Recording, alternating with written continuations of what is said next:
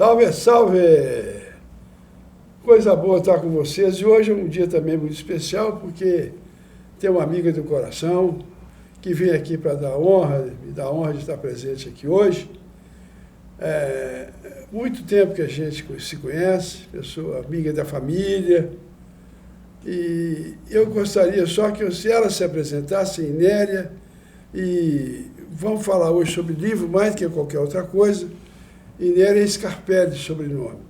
Vou falar sobre livros hoje, e com uma coisa especial, porque eu já expliquei, ela já entendeu, que esse programa é feito para incentivar as pessoas a se tornarem autoras, fazer o seu próprio livro. E hoje eu vou mostrar para vocês, vou provar para vocês, como é que eu tive razão desde a primeira hora. Inéria, a palavra é sua para você dar um bom dia para todos os seus amigos aí. Oi, Valtinho, querido. Bom dia para você, bom dia para todos que estão nos assistindo. Estou feliz de estar aqui. Valtinho me tirou de casa, né? Valtinho me conseguiu tirar de casa para fazer essa entrevista, essa conversa, não é entrevista, é um bate-papo, né, Valtinho? Bate-papo. Nós falar sobre mesmo histórias, vida, livros, e eu estou muito feliz de estar aqui. Eu sou Inéria Scarpelli, sou joalheira, mãe de muitos filhos, e é isso, Valtinho. Você quer me perguntar? Posso intrometer? Pode intrometer. Guerreira, ficou viúva muito nova, 6 filhos, uma vida que não foi fácil não, muito difícil para ela. E de muito bom gosto, joias maravilhosas. Estou aqui fazendo propaganda dela não, porque ela sabe que não estou fazendo não. Só que eu queria mostrar depois, você fez de joia sua, não veio? Queria depois mostrar o tipo de joia que ela usa, que é ela que faz. Mas hoje nós vamos começar o assunto aqui mais suave e sem compromisso nenhum de achar que eu tenho a verdade absoluta das coisas, não. Eu tenho feito os programas anteriores e estou dando o meu ponto de vista, mas eu respeito muitíssimo a opinião contrária, muito, muito mesmo. As pessoas têm que ter o bom senso de ouvir a razão antes de botar a palavra na boca. E a razão implica em que você tem que concordar, você tem que estar concordando com as pessoas, os adversários, os contrários, os diferentes, todos têm espaço. Mas, ao mesmo tempo, não me inibe de mostrar o meu ponto de vista. E hoje nós vamos falar agora, primeiro contar a vida dela de início, que é fantástica. E a Inéria tem outra coisa também, ela acumulou ao longo da vida umas 3 ou 4 histórias muito engraçadas, muito boas. E com o tempo que a gente for falando aqui, a gente vai começar a falar. Mas eu antes queria abrir o programa mostrando para vocês que ela recebeu uma homenagem que é impagável. Uma neta de 12 anos, 12 senhores, presta atenção, fez um livro maravilhoso para ela. A minha avó. A vovó diferente. Aqui, ó, acabei de falar em diferente. Ela acha que eu sou uma vovó diferente, então... Mas não foi deixa de ser. Disso não que deixa ela de ser. escreveu, né? A Lara. A Lara fez hoje, vai fazer agora... Fez 13 anos, 13 né? anos. Escreveu com 12. Então, vejam, não é um livrinho qualquer, não. Livro mesmo, um L maiúsculo, ó. Tem fotos, tem poemas, tem citações, tem casos, mostra sobre a juventude, sobre a adolescência, tem tudo aqui dentro. Capítulos, livro capitulado, um por um. Ela pesquisou a vida da vovó desde criança, foi assim. E fez sem a avó saber. Foi fuçando as coisas da avó, foi levando ela na conversa, volta a fazer um serviço um trabalho para a escola, e a avó... A gente come sempre o último a saber das coisas, na verdade. Foi isso mesmo. Mas não tem nada melhor do que a gente receber uma homenagem que ela recebeu. Maravilhosa, maravilhosa. E vejo mais razões ainda para dizer o seguinte. Aqui não é só demonstração de afeto e de amor, não. É de personalidade da pessoa que escreveu. É verdade. Pegou um tema, pegou um roteiro pessoal, vislumbrou um futuro naquele roteiro, criou os artistas, se criou como roteirista e escreveu. Ah, mas eu não sou muito bom para escrever. Grava. Faz isso que ela fez na gravação, Peça a ajuda de alguém que você ama, que gosta de você também, para passar a gravação para o escrito. Isso mesmo, escrever ela também, foi gravando. o capa nós escrever, sabe, Nélia? Eu sou de uma opinião, a língua portuguesa é dificílima. Mas você não pode se intimidar com isso. Ao contrário, isso é um desafio maravilhoso para quem quiser aprender. Não, pensa que vai ficar sabendo, não vai não. A ignorância da gente vai continuar sempre muito grande, apesar de não ser a mesma. A gente evolui no conhecimento, no processo de saber. Mas, ao mesmo tempo, do outro lado, você tem que ver que o que vem junto com a escrita é mais importante que o escrever propriamente dito. São as histórias. Ninguém deixa de ter sua própria história, deixa, Irene? Não, todo mundo tem sua história, né? A não ser que as pessoas queiram apagar a sua história por um passado nefasto, ruim. Mas aí não é hora de discutir isso, não. Não. Acho que toda a história é preciosa. Toda a história é preciosa. Até o lado difícil dela é precioso, né? Afinal, é a sua história. Então, a gente tem que respeitar, tem que gostar, tem que amar, tem que escrever sua história. Eu ando escrevendo a minha história. Aliás, eu vou te fazer um pedido pessoal. Eu quero que você escreva um livro para nós aqui. Não, eu já estou escrevendo. Não tem, assim, a hora certa. De vez em quando eu lembro de um fato, eu falo, deixa eu escrever isso aqui. E vou escrevendo. Vai sair meu livro. Não, mas eu tenho certeza. É muita história. Eu tenho certeza que vai ser muito, muito boa história, porque a Inélia, um dia desse eu falei com ela não gostou, fechou a cara para mim. Ela tinha que ter nascido homem. Não tem nada contra a mulher, não. Tem nada contra a mulher, não. Pelo contrário, não. Mas é uma coisa, o dinamismo. Precisa ter um pouco do corpo humano para poder fazer aquilo ali. De jeito guerreiro mesmo, pega no chifre do boi. E a mulher é sempre mais doce, sempre mais suave para poder fazer um exercício pesado. Mas não. Ela está aqui hoje, está na China amanhã, está no Canadá depois de amanhã. Não para, difícil de conseguir trazer ela aqui. Tem um ano que eu estou pelejando com ela, vamos fazer comigo. Não, eu vou. É verdade. Mas felizmente agora dei sorte. Porque, não, agora eu parei tudo. Para poder. Vamos conversar. Tem muita história. Verdade. Eu tenho aqui nessas histórias, não é só daqui não. E a Inélia tem outra coisa muito boa também. Criou praticamente os 6 filhos sozinha. É verdade. Porque ficou viúva muito nova, não se comprometeu mais em casamento com ninguém, porque ela não é boba, ela é muito esperta. Eu não sou contra casamento, não, você sabe disso, que eu costumo falar que eu fiquei 55 anos casado com a primeira e vou ficar 110 com a segunda.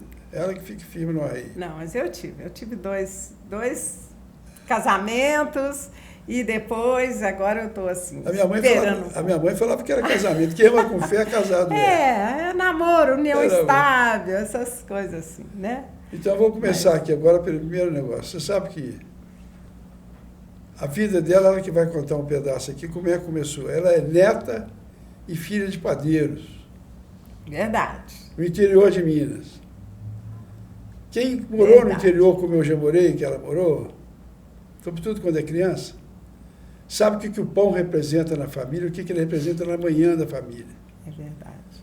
Pão, leite, café, açúcar.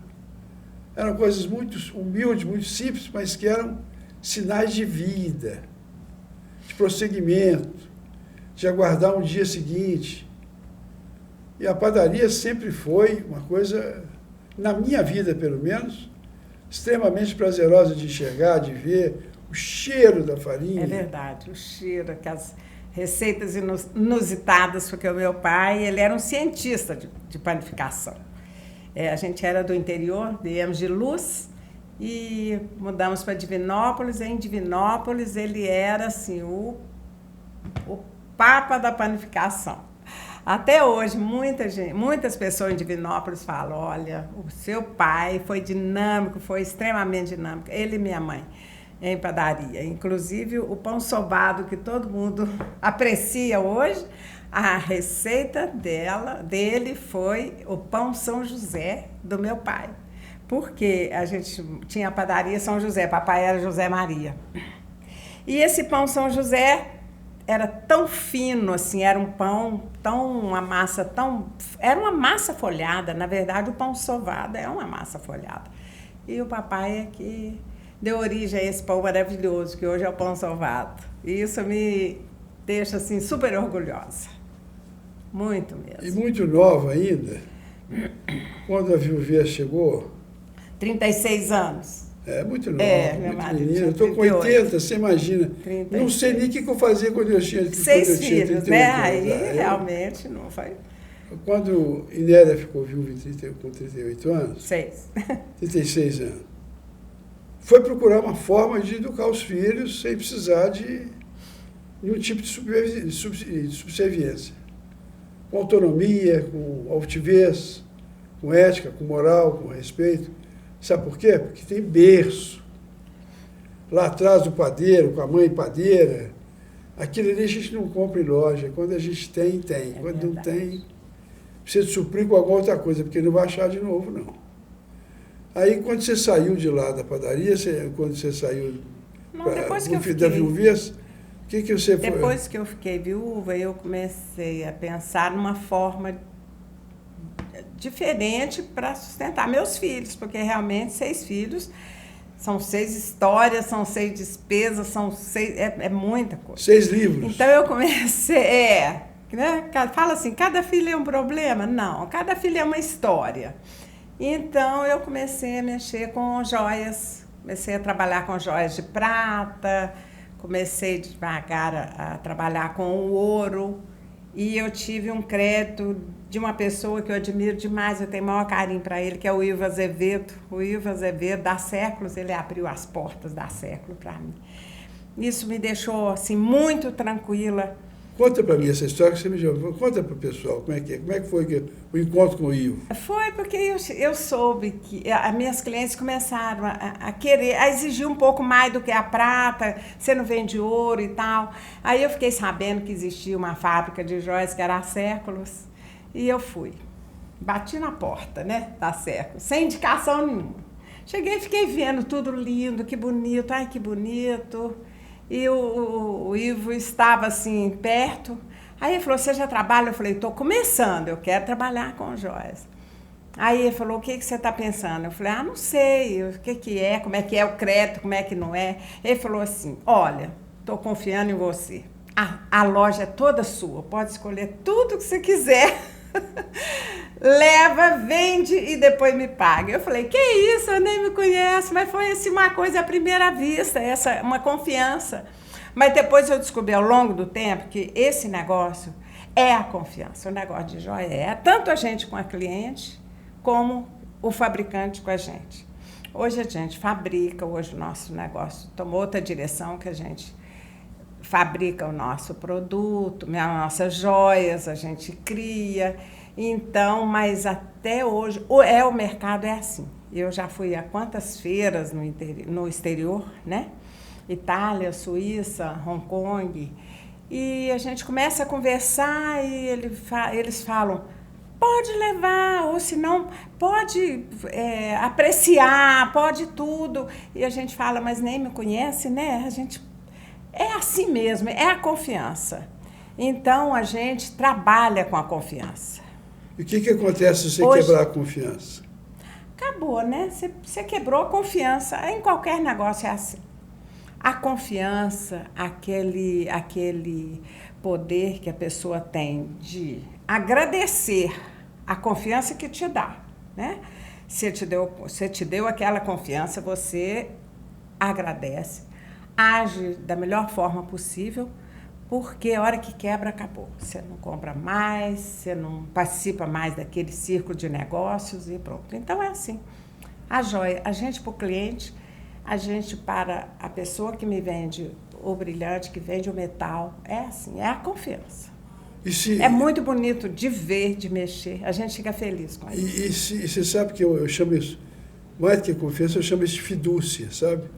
A fidúcia tem a confiança com o jurídico misturado. É verdade. E vocês não tem nada escrito, não, é tudo de boca. É, tudo de boca. Como é que pode? É bonito de ver. E eu acho isso muito bonito. É. Porque essa confiança que você tem na fidúcia, o principal que tem que ter é a certeza da honestidade do outro lado.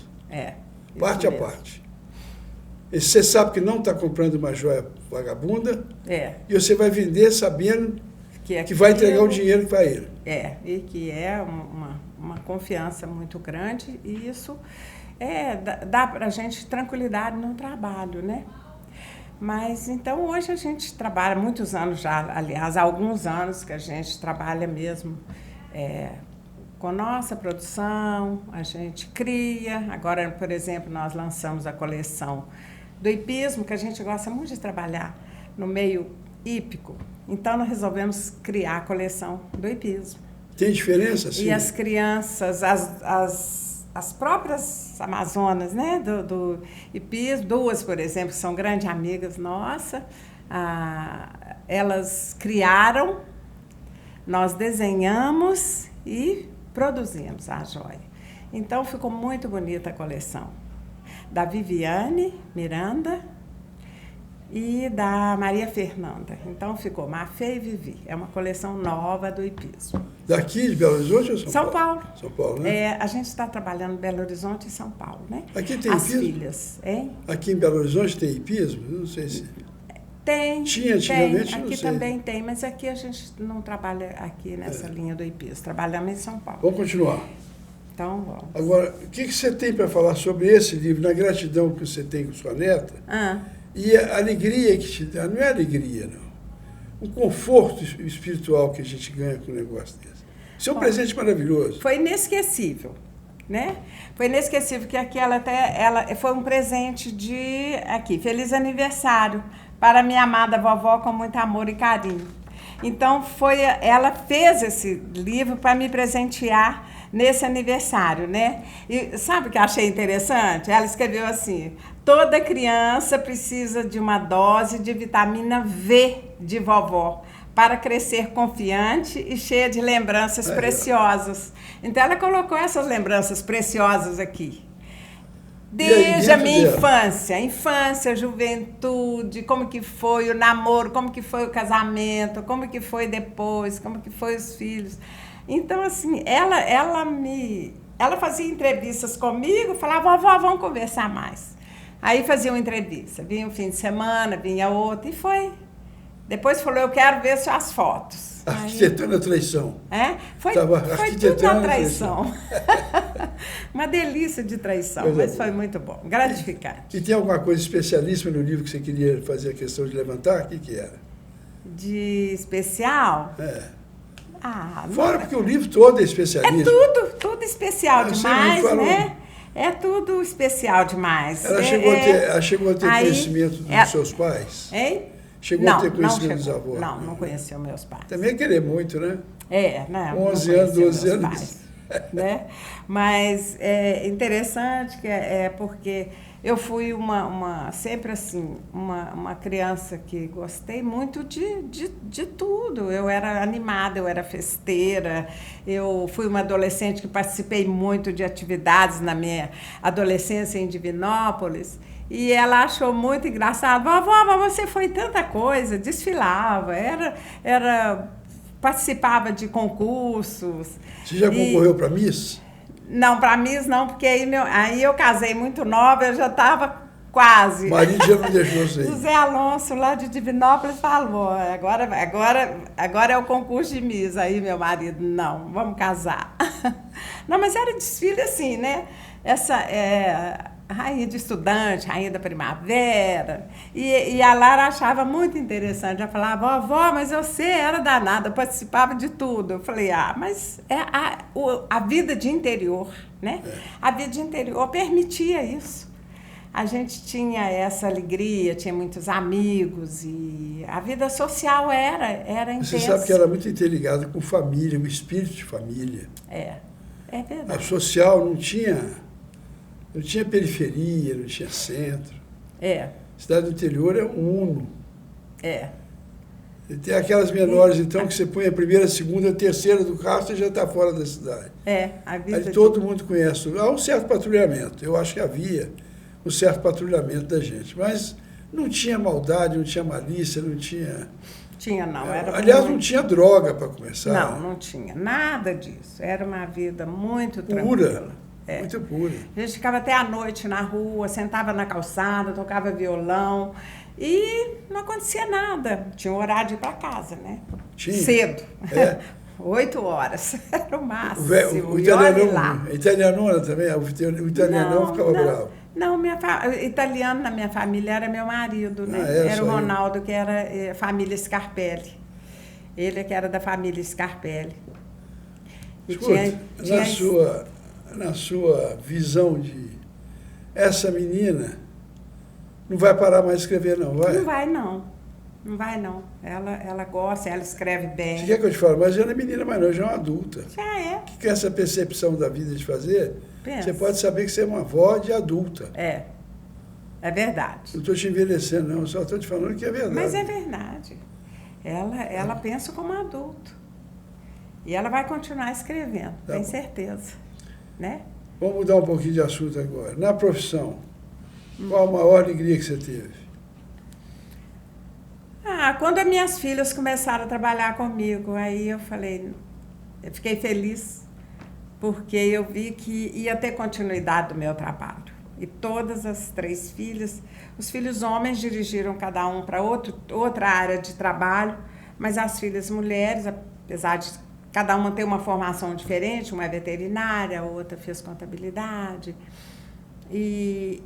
mas, no entanto, elas descobriram que o ideal seria trabalhar com o nosso segmento. É tanto que uma trabalha em Belo Horizonte, 2 estão em São Paulo, dando continuidade ao trabalho. Hoje eu falo assim, vocês hoje me sustentam. Mas eu vou Estou me dando ao luxo disso, mas é brincadeira, porque na verdade a gente trabalha junto. Posso fazer um adendo aqui na sua fala? Pode. Isso é outra coisa inteligente, eu vou te contar, porque na minha visão, nós cometemos um erro muito grave. Primeiro, de achar que a gente não vai morrer nunca. É verdade. Segundo, só deixa as coisas do pós-mortem acontecer no pós-mortem. Essa transmissão intervivo... isso é importante. É muito importante na vida das pessoas. Não é só num negócio, não.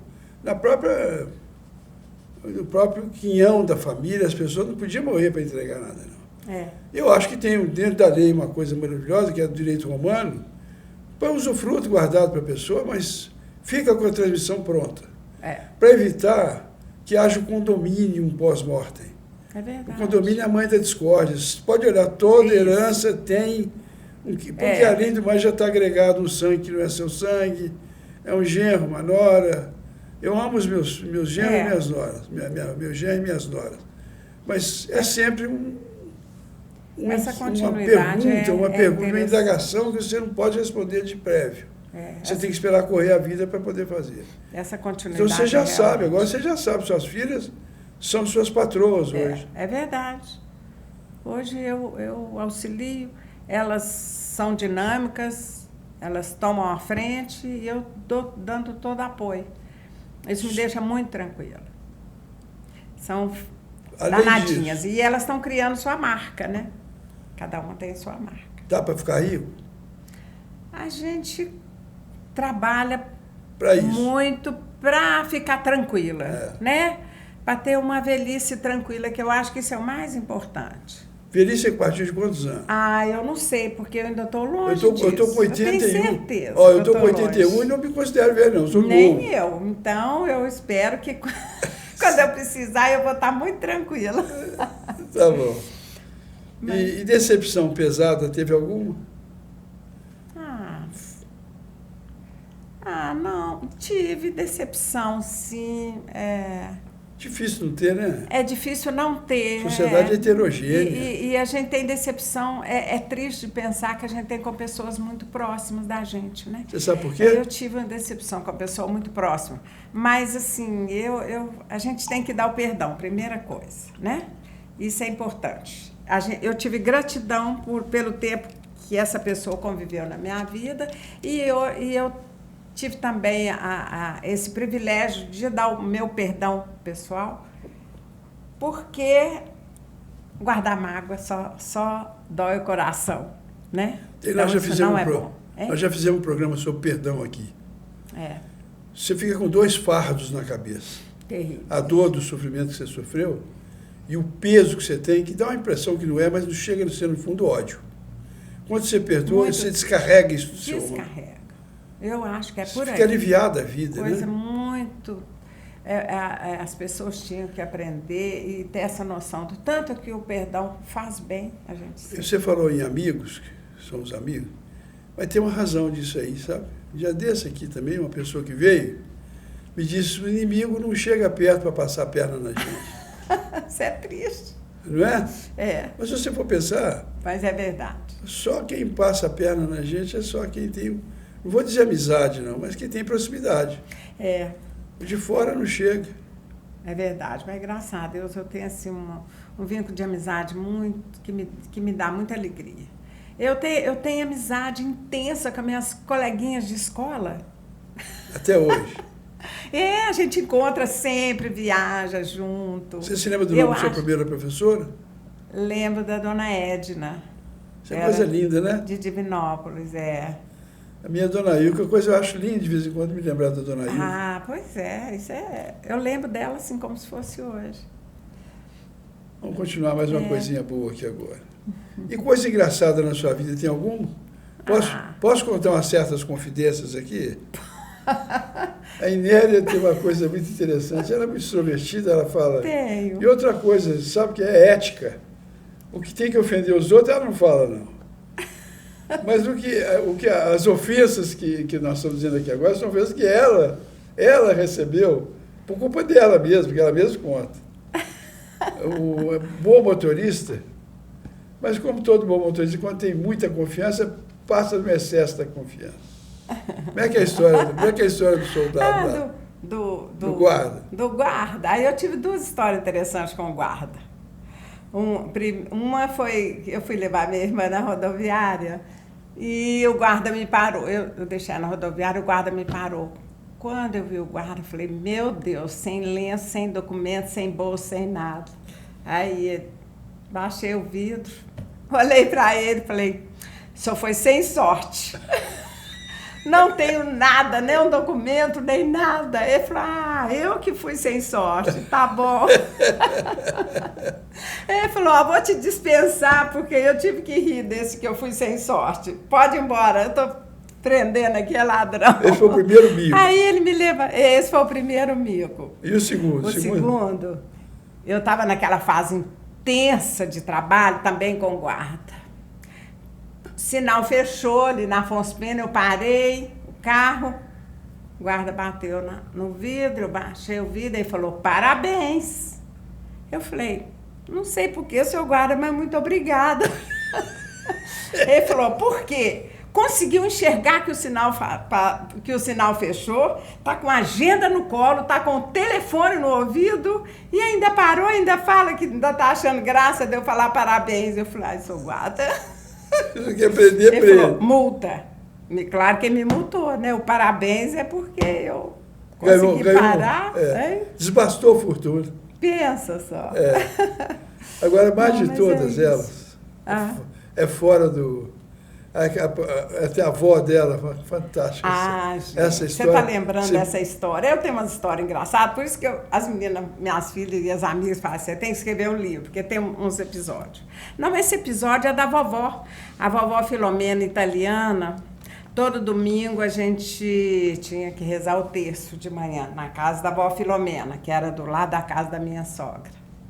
Aí a vovó ia rezar o terço. O terço dela era o terço mais rápido que eu já vi na vida. Era muito interessante, porque ela começava a ver o primeiro mistério direitinho. Ave Maria, cheia de graça, Senhor convosco, tudo bem. Aí daí em diante começar, Ave Maria do mesmo jeito, Ave Maria do mesmo jeito, Ave Maria do mesmo jeito. O terço era rápido, no instantinho passava 2 minutos e acabava. É muito bom. Acabava desse jeito o terço dela. São as histórias. Isso é muito bom. Você pode contar mais alguma que você quiser, aí está ótimo. Pode contar mais alguma que você quiser. Não estou lembrando agora, não. Depois eu lembro mais alguma. Então vamos seguir aqui com a conversa agora mais séria. Nós fizemos um acordo aqui de não tocar em assunto político. Porque é empresária...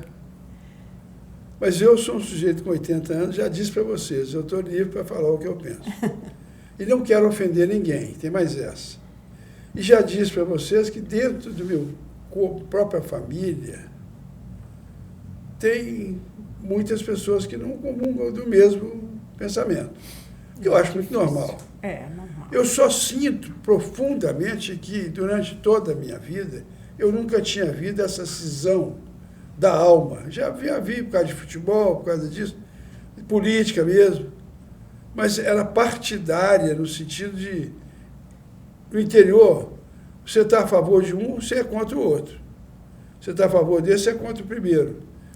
E eu fico vendo hoje a quantidade de pessoas que se desentenderam na política, muito grande. Isso é triste, é difícil. Não sei se com você aconteceu isso comigo. Acontece também, né? A gente tem amigos, às vezes na família, sempre tem assim uma pessoa que é de um partido, outro do outro, mas eu que tenho uma família enorme, né? 6 filhos, noras, genros e tal, eu procuro não interferir, não permitir que isso interfira no convívio da família. É muito difícil, mas a gente tem conseguido.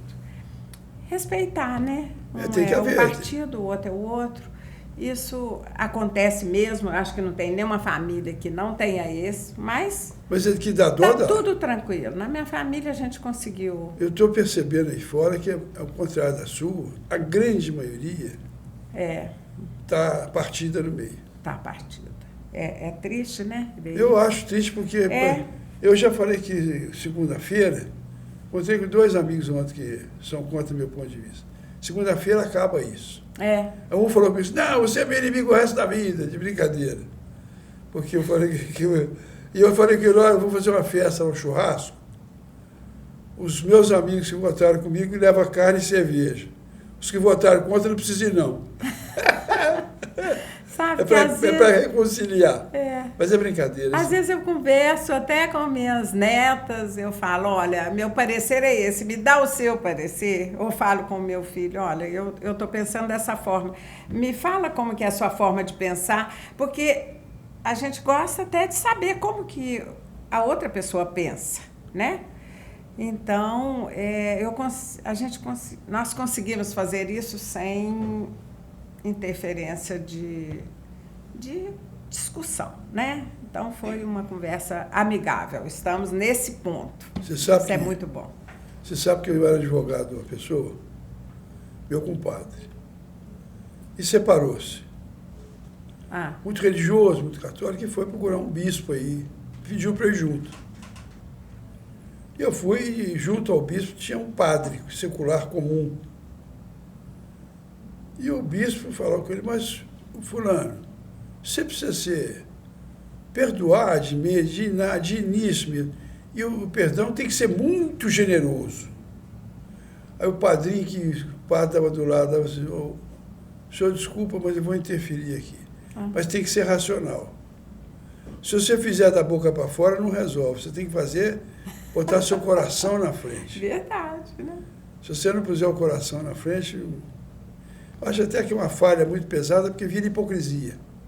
Você prega o perdão, quando no fundo você está com o encargo aqui do contrário na mesma mão.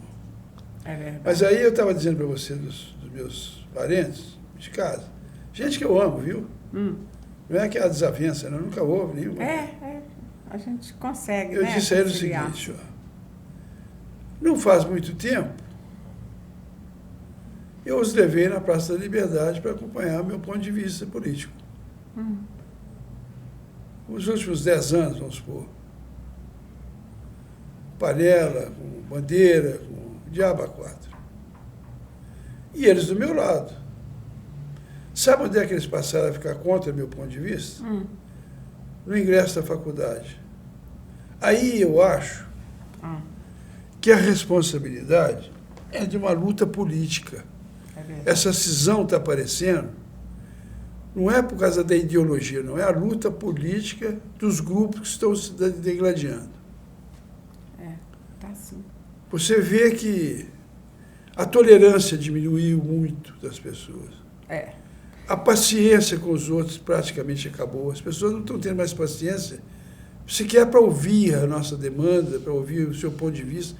Você falou, meu parecer é esse, eu falo com o seu neto, seus netos. Isso. Não, a sua receita também, que você falou, sua receita? Eu falei que o meu parecer é esse, que eu gostaria de ouvir o outro lado. E deram. Com certeza. Aí tem que haver um respeito mútuo. Tem que haver direito. Um respeito. E com respeito.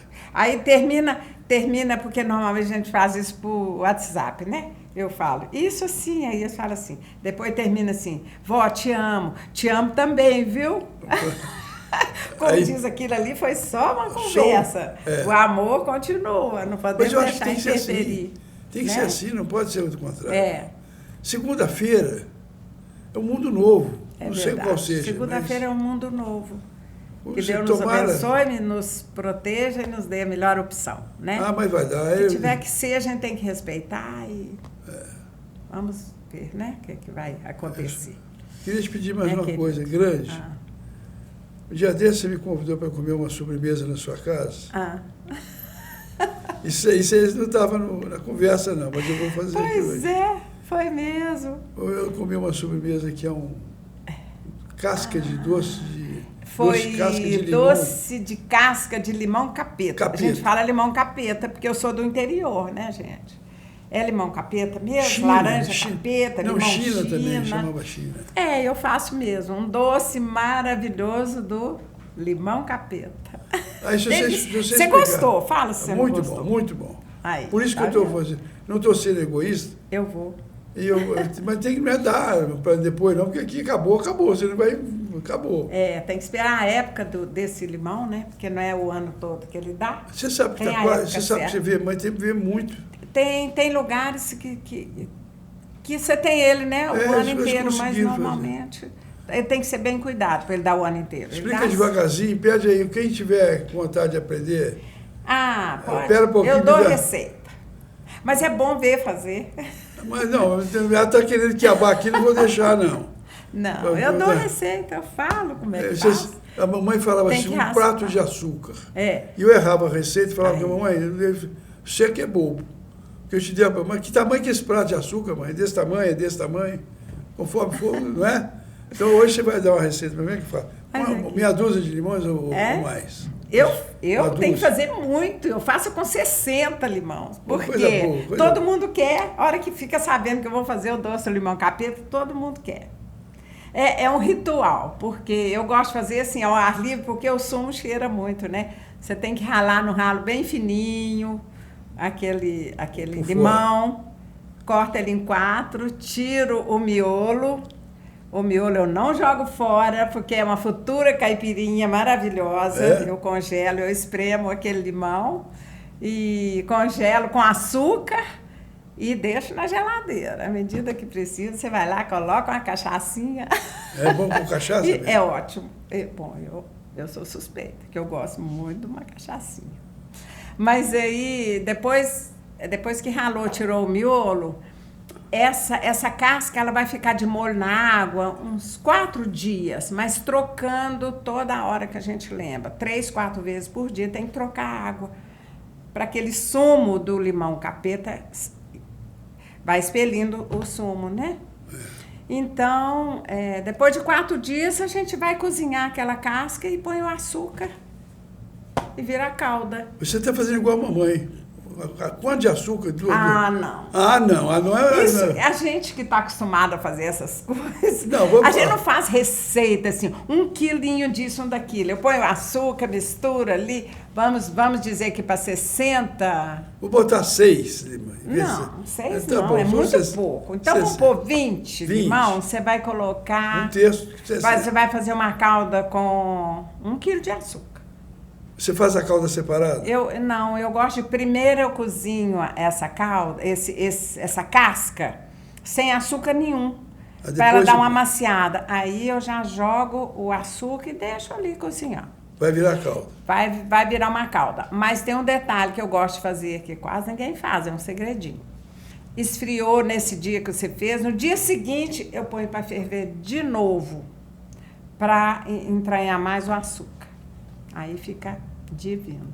Não esqueça de colocar cravo e canela. Pouquinho também, para 20 quilos, coloca uns 4, 5 paus de canela, né? E meia dúzia de cravo. E cravo. É importantíssimo. Isso é receita de Vocês roça, hoje estão né, levando gente? uma vantagem Eu tenho grande, origem. para mim ela não me deu a receita na casa dela. Aqui eu vou pegar ela no contrapé, que ela vai ter que dar a receita. E eu vou outra coisa também, vocês têm meu telefone, se por acaso vocês tiverem, vocês me telefonam que eu vou em cima dela, no próximo programa eu trago a receita, ou então eu mando pessoalmente para vocês, cada um. Eu tenho um pezinho na roça, eu gosto dessas coisas. Eu gosto de fazer goiabada, adoro. Gosto de fazer. Meu arroz doce é divino. Falam que é o melhor arroz doce que existe, então. E que hora que sobra tempo? Comida? Que hora que sobra tempo para isso, menina? Você fica o dia inteiro na China? Eu sei, mas a hora que eu tenho os momentos de lazer, tem sábado, tem domingo, vou para minha casa que eu adoro e em Escarpas, então lá é que eu gosto de fazer minhas coisas, que eu fico livre, aí eu vou para a cozinha. É galinhada. A galinhada tem dificuldade, não? A sua é comum, né? É comum, mas a minha, eu acho ela diferente porque eu não gosto de galinhada seca. A minha parece um risoto. Ah, é mais... É molhadinha, é deliciosa. Tá bom. Querida, tá vendo? Nós temos aqui já 1 hora de programa. Olha só, conversamos, o tempo passou. Não é? Você sabe que eu vou te contar uma coisa, você é muito nova, mas tinha um filósofo italiano chamado Vico. Ele falava que o tempo nunca passa, a gente que passa nele. Porque você não sabe nem de onde ele vem, nem para onde ele vai. É verdade. Nós é que inserimos no nosso pedacinho, pouquinho, né? Podia ser 300 anos para cada um, 400 anos, né? Verdade, com né? Lucidez, com lucidez. Aproveitar o tempo com lucidez. Sem lucidez eu não quero viver nem um segundo mais. É verdade. E aproveitar mesmo os momentos bons da vida, né? Eu acho que todo mundo tem problema, todo mundo tem uma luta, né? A vida é sempre isso, é um buscar de alguma coisa. É fazer disso uma história, né? Com coragem uma você tem. Uma história gostosa. Eu tenho muita Mas é coragem preciso ter coragem, senão não consegue. Não. Eu tenho. Pessoa fraca não consegue enxergar isso. E eu acho que a pessoa pode deixar de ser fraca agora, se quiser. E você sabe que mesmo assim as pessoas às vezes me veem e falam, acham assim... Eu já tive vários amigos que me achavam com o meu perfil de uma mulher assim... É chata, uma pessoa assim... Aí eu brinco e falo assim, eu sou facinha, eu não sou nada disso, não. Eu gosto de tudo, eu gosto de uma cozinha, eu gosto de família, né? E isso é que faz a vida ficar gostosa. Isso eu tenho essa alegria comigo. Inês, eu vou fazer mais uma volta ali atrás. Eu costumo falar para quem eu me dirijo, ainda não chegou, mas vai chegar a hora de me escutar. Vocês viram mais uma história aqui hoje? Pode parecer que é normal, igual todo mundo, mas não é não. Cada um é digital, cada um tem sua história. Mas todos, sem exceção, tem que ter uma digital na história. Aí, eu acho que também tem outra coisa. As pessoas precisam ser inteligentes para separar o joio do trigo. Então, lembraram que eu falei de cenário? Ela já deu o cenário hoje, ó. O começo da vida dele, o berço dela, foi junto a uma padaria. O que é a padaria? Trabalho. Padaria é um sinônimo mais claro que existe de trabalho. Não existe nenhum lugar do mundo, desde que foi criado o pão, não vive sem pão, não existe isso. Você sabe que é uma coisa engraçada? Vou contar uma história de padaria para você, rápida. Eu morei na França um tempo, e o primeiro dia que eu fui, caipira, bobo, fazendo doutorado em Direito, eu fui numa padaria. E, por mais incrível que pareça, eles perceberam que eu não era da casa, nem do bairro, nem da cidade, nada. E me entregaram uma baguete semi-congelada, sem papel, sem nada. Eu não sabia o que ia fazer com aquilo. Vou comer pão congelado, não sabia nem que podia levar para casa. Ela me entregou para eu levar para casa, no dia seguinte passar uma aguinha, botar no forno, que é como se tivesse saído do forno na hora lá. Mas você nota que o pão tem uma coisa sagrada, é o único alimento, dizem, que não transmite nenhuma doença. E o francês, não estou falando mal de francês, não, eu adoro isso. O francês é um conceito meio relaxado para a higiene. Você levanta o carro dele, lá atrás tem bola de futebol, tem sunga, tem chuteira, e tem pão, baguete, sem nada, nem jornal em volta, nada. Você vê a baguete assim. Não é claro que não vão fazer isso aqui não, mas eu fiquei lá muitos anos e nunca tive doença por causa de pão, não. Nenhuma, aliás, nenhuma, graças a Deus. Aliás, eu amo pão de sal com manteiga. Para mim não existe nada melhor. É muito bom, né? Mas hoje o pão É de sal melhor com manteiga, é o melhor uma focaccia também é pão de sal com manteiga. Eu gosto. Croissant tem açúcar, mas... Eu tenho um carinho especial pelo pãozinho de sal com manteiga. É muito bom, né? Lembra a infância. Você sabe que eu gosto do pão mais fininho? É, né? Menos miolo. Tem menos miolo. Miolos são difíceis de aceitar o miolo, mas é também muito bom. Eu tenho um primo que só come miolo. Ah, não. Esse não. Eu já vou na casca. Crocante. Tá bom. Escuta, a palavra é sua para vocês, antes que eu me despeça. Se você quiser falar alguma coisa... Não, eu estou muito feliz de estar aqui, de poder vir aqui? Contar um pouco da minha história. E estou muito feliz mesmo. Muito obrigada, Valtinho, viu? Eu estava preocupada, que eu falei, falar sobre a gente, né? É uma coisa assim, que me dava assim, um pouco de nervoso. Mas foi ótimo, eu fiquei muito bem, foi ótimo. Estou muito feliz. Que isso aqui muito obrigada. É para incentivar as pessoas a escreverem. Lógico, e vamos escrever o livro. E eu não vou desistir do programa, não. Todos nós temos uma história. Então, começou com a minha neta e eu já estou escrevendo meu livro. Prometeu. Prometido. Tá bom. Obrigada a todos, né?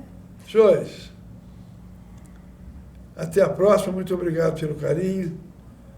Eu fico cada vez mais satisfeito com esse pessoal que está me vendo, que apesar de não crescer geometricamente, mas está vindo aritmeticamente, está crescendo.